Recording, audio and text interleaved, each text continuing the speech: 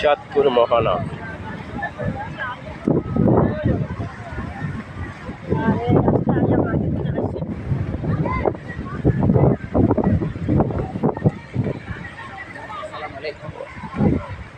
এই নদী দেখার জন্য এখানে সবাই আসে, নদীতে গোসল করে। এই যে বালু ভরা ট্রলার, এই বালুগুলা নদীর পাড়ে দিয়ে পালানো হবে নদী না ভাঙার জন্য। নদীতে অনেক ঢেউ। এখন বৃষ্টি, কিছুক্ষণ আগে বৃষ্টি হয়েছে। বৃষ্টি হওয়ার কারণে লোকজন কম, এখানে কানায় কানায় লোক পরিপূর্ণ হয়ে যায় নদীতে।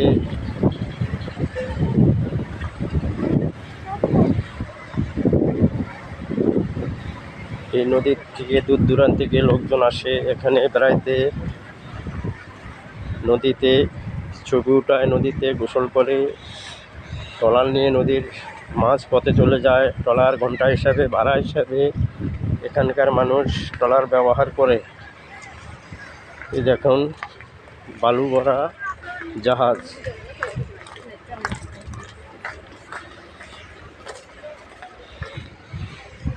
এই বালু ভরা জাহাজ নদীর চারিদিকে এগুলা ফালানো হয়, লক্ষ লক্ষ টাকা তারা হাতিয়ে নেয়।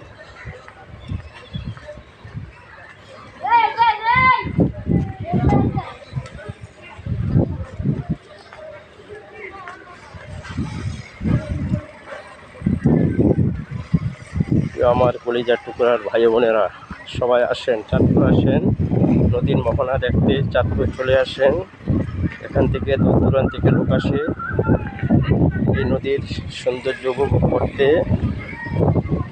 আপনারাও চলে আসুন।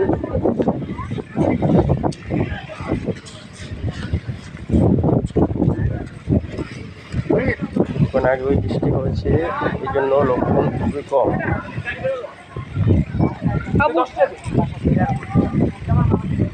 এই জন্য নদীর সৌন্দর্য দেখার জন্য যে বস্তা ভরা বালু ফলাইতে আছে, এই বালুগুলা নদীর চাটি দিয়ে পালাইবে।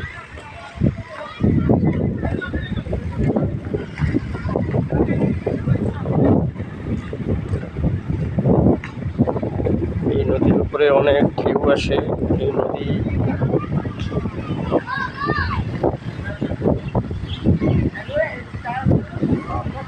চাঁদপুর অঞ্চলের নদী।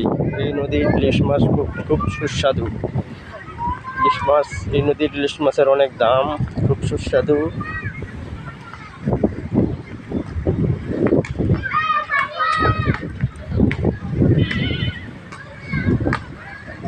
এই যে সামনে আরেকটা জাহাজ বালু বস্তা ভরি করতে আসছে নদীতে পালার জন্য।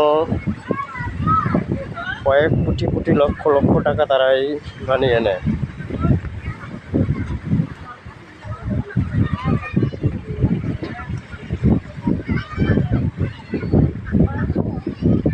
সকলেই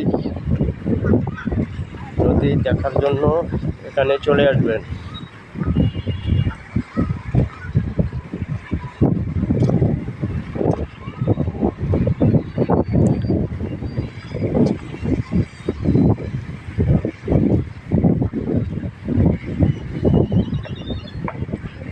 চাঁদপুর বড় স্টেশনের, চাঁদপুর বড় স্টেশন এই জায়গা।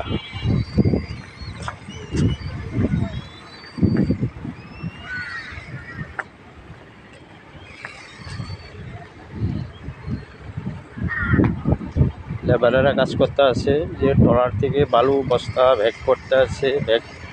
ব্যাগ আবার ব্যাগের মুখ শিলানো হইতেছে। এই ব্যাগগুলোই নদীর পাড়ে দিয়ে পালানো হবে।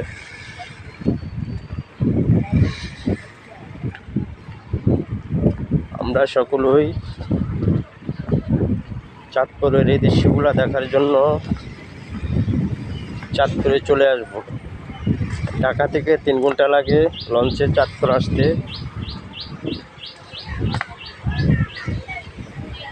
একদম খুব ভিআইপি ধরনের লঞ্চ আছে, কেবিন আছে, চেয়ার আছে এবং ঢালা বিছনা করা আছে। যে যেমনি আসেন, কম খরচে আসলে আপনি ডালা বিছনা বিছিয়া চাদর বিছিয়া আপনি শুয়ে আপনি চাঁদপুর ঘুমাইতে ঘুমাইতে চাঁদপুর আয়া পড়তে পারবেন।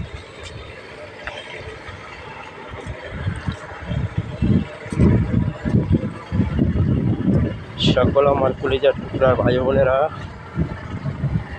চাঁদপুরের কিছু সিনারি দেখার জন্য কিছু ভিডিও তৈরি করলাম আপনাদেরকে দেখার জন্য। বেশি বেশি করে লাইক কমেন্ট শেয়ার করবেন। আসসালামু আলাইকুম ওয়া রাহমাতুল্লাহি ওয়া বারাকাতুহু।